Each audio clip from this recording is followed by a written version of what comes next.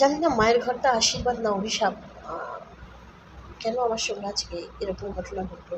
কী এমন কারণ ঘটলো যে নিজের রাজপ্রাসাদ ছেড়ে আজকে আমি এমন একটা জায়গায় আসতে বাধ্য হলাম।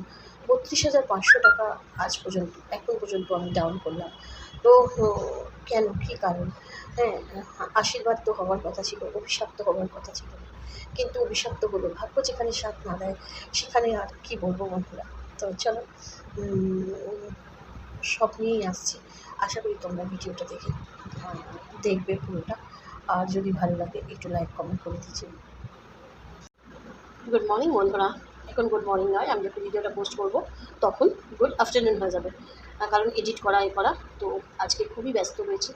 আর তোমাদের আমি রুম টুরটা দিয়ে দিচ্ছি যে আমি কোথায় রয়েছি, কোন পরিস্থিতিতে এখানে আসতে বাধ্য হয়েছি। এখানে মোটামুটি এখনও পর্যন্ত ৩২,৫০০ টাকা টোটাল পেমেন্ট করেছে। সব কিছুই তোমাদের দেখিয়ে দেবো। মানে বলে না যে আমি চাইনি যে আমার মায়ের ঘরটা হাত দিই, জানো। ইচ্ছা ছিল না, কোনো রকমই ইচ্ছা ছিল না। তো কালকে রাত্রিবেলা যে কোনো কারণে একটা ইনসিডেন্ট ঘটে আমার নতুন বাড়িতে আর কি।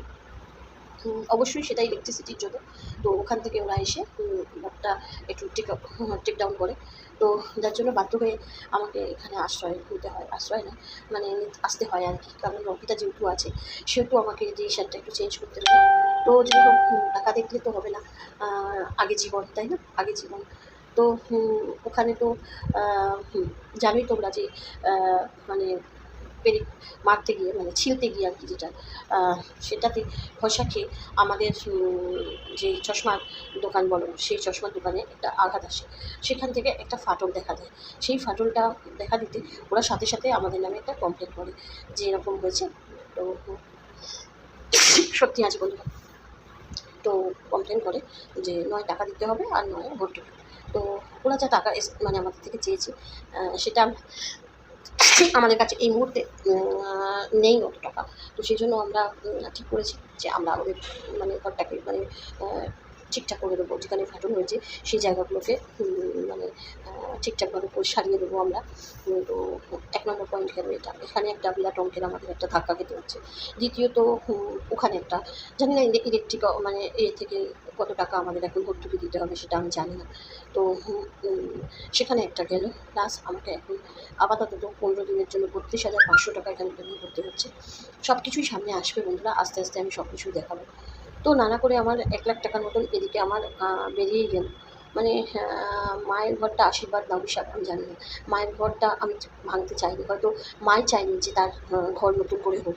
কিন্তু ওই বলে না যে সুখে থাকতে ভূতে গেলে আমার অবস্থা হয়েছে তাই, জানো তো? আমার সুখে থাকতে ভূতে গিয়েছিল। সেই জন্য আমি ভেবেছিলাম যে সবাই যখন বলছে চলো ঘরটাকে নতুন করে আমি করে দিই, করবোখানে। কিন্তু জানি না কেন হয়তো মা চায় না যে তার মানে ঘরটা কেউ একটা পেলে কুকুর। তো আর এই দেখো রকি এখানে বসে রয়েছে। হ্যাঁ, রকি বাথরুমটা বন্ধ করবে না, যাই হোক। তো এই সিচুয়েশানে বসে রয়েছি বন্ধুরা। টাকা তো জলের মতন বেরিয়ে যাচ্ছে। জলও বোধহয় আমরা আস্তে আস্তে খাই, কিন্তু আমার টাকা পুরো জল হয়ে যাচ্ছে, মানে জলের মতন বেরিয়ে যাচ্ছে। সেই জন্য আমার বেশ কিছু ট্যুর ছিল, সেগুলোকেও ক্যান্সেল করলাম। কারণ এই মুহূর্তে এই ১.৫ মাস আগে ঘর করে এতগুলো টাকা ভর্তুকি দিয়ে আবার নতুন করে আরেকটা ঘর সাজানো, এটা জানি না অনেকের পক্ষে হয়তো সঠিক বলে মনে নাও হতে পারে। কিন্তু আমার পক্ষে কেন জানি না এটা মনে হয়েছিল যে আমি হয়তো পারবো। আর আমি যখন একবার নেমেছি আমি তখন মানে অ্যাকসেপ্ট করেছি যে যাই হোক না কেন মা তুমি আমাকে সেই শক্তি দাও যেন আমি ঠিকভাবে আমি এগিয়ে যেতে পারি। তুমি আমার জানি তুমি হয়তো নিজের মন থেকে কোনো ক্ষতি চাইবে না যে ক্ষতি হোক, কিন্তু হয়তো তোমার কোথাও গিয়ে কষ্ট হচ্ছে। তো যাই হোক, ঠিক আছে চলো বন্ধুরা। আর আমি যেখানে আছি সেখানে দেখে নাও। মন মেজাজ একদম ভালো নয়, কী ভিডিও দেবো কিছুই বুঝতে পারছি না। তো ভালো লাগছে না একদম। তো চলো রুম টুর দেখে নাও। দেখো বিশাল বিশাল জায়গা, বিশাল জায়গা। তোমাদের কী বলবো, অনেক বড় জায়গা। জানি না ওদিকে কী হয়েছে বন্ধুরা, তবে বিশাল জায়গা। আর এখানে লিফট, এই যে এখানে লিফট। তো আর হলো এই তোমার এখানে জলের একটা সুন্দর ব্যবস্থা আছে, মিনারেল ওয়াটার। আর এই হচ্ছে আমার রুম। চলো তোমাদের দেখাই। এই চলো কি এই আমার রুম। আর ঢুকেই এখানে আমি আমার সমস্ত জামা কাপড়, যেটা আমি পরে এদিক ওদিক যাচ্ছি আর কি। আর ওদের টাওয়েল তো আমি ইউজ করি না, তো আমাদের টাওয়েল আমি নিয়ে এসেছি এই আর কি। নিচে জুতো রেখেছি। এখানে সুন্দর একটা ক্যাবিনেট রয়েছে, টিভি ক্যাবিনেট, সুন্দর একটা টিভি ক্যাবিনেট রয়েছে। আর এখানে সমস্ত রকির এই যে চিকেন বিস্কিট, চিকেন আর মিল্ক, আর আমি আর মেয়ে একটু রসনা খেয়েছি, মানে গ্লুকন-ডি, রসনা না গ্লুকন-ডি খেয়েছি। আর একটু বিস্কিট ফিস্কিট, জলের বোতল, এইসবগুলো রয়েছে। আর এই দেখো দুপুরবেলা আমার রান্নার মাসি যাওয়ার সময় আমাকে ভাত আর মাছ দিয়ে গেছে, তো আমি খেয়েছি, যে এখনও ধোয়া হয়নি, দুপুরের জন্য রেখে দিয়েছি। আর এটা হলো একটা সোফা কাম বেড, এটা একটা সোফা কাম বেড। এটা হলো একটা আলমারি, মানে আলমারি, এটা একটা, এই যে এটা একটা আলমারি। এই আর আলমারির ভিতরে দেখানোর মতন কিছুই নেই, আমার জামা কাপড় সব রয়েছে এখানে, নিচেও সব টুসু, মানে ওই গায়ে চাপা পাপা দেওয়া। পাশে একটা এরকম শোবার পাশে একটা এরকম প্লাগ পয়েন্ট রয়েছে, চার্জার পয়েন্ট। আর এই হলো বেড।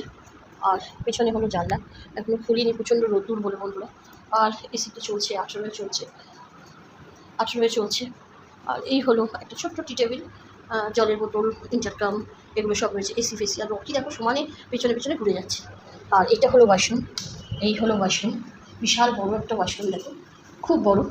আর বেসিনটা খুব সুন্দর দেখো, একদম ডেপথ বেসিন। আর এখানে এই যে এইখানে সমস্ত হ্যাঙ্গার করা, আর পটল পটল সব কিছু রেখেছি আমি। আর এরকম রকি চলে গেছে কৃষিপতি করতে, তো এই ওপরে গিজার লাগানো, আর সবার তো আছে। আর রকি হয় না, তো এই চলো। আর কী বলবো, ও আর একটা জিনিস তোমাদের দেখানো আছে, চলো দেখিয়ে দিই, সেটাই বা বাচ্চা এখানে এই পর্দার পেছনে একটা সুন্দর ব্যালকনি রয়েছে বন্ধুরা, যেটা দিয়ে তুমি সমস্ত রাস্তা, অনেক বড় ব্যালকনি। দেখো বিকেলবেলায় দুজনে মিলে বসে চা কফি সব খেতে পারি। সুন্দর একটা ব্যালকনি, সুন্দর একটা ব্যালকনি। এটা একদম অন রোড। এই দেখো গাড়ি রাস্তা দেখতেই পাচ্ছ, বেশি দেখাচ্ছি না, চিনতে পেরে যাবে। এই গাড়ি রাস্তা, চলো। এখানে রকি দেখো সমানে এসে করে যাচ্ছে সব জায়গায়, চলো। অন রোডের ওপরেই নিয়েছি, চলো আর কি আর, তো চল। এই হলো ব্যাপার স্যাপার। আর এই হলো আমার রুম, এই হলো আমার রুম। আর সুন্দর করে বেশ সাজানো গোছানো। আর দেখো এখানে একটা পা পুছিয়ে উপরে ওঠার জন্য রয়েছে। এই হলো ওভারলুক, রুম টুর দিয়ে দিলাম একটা, যেখানে আমি থাকবো। এই দেখো ওই নিচে তোমার ব্যাগ, যে মানে খাবার দাবার নিয়ে আসার জন্য।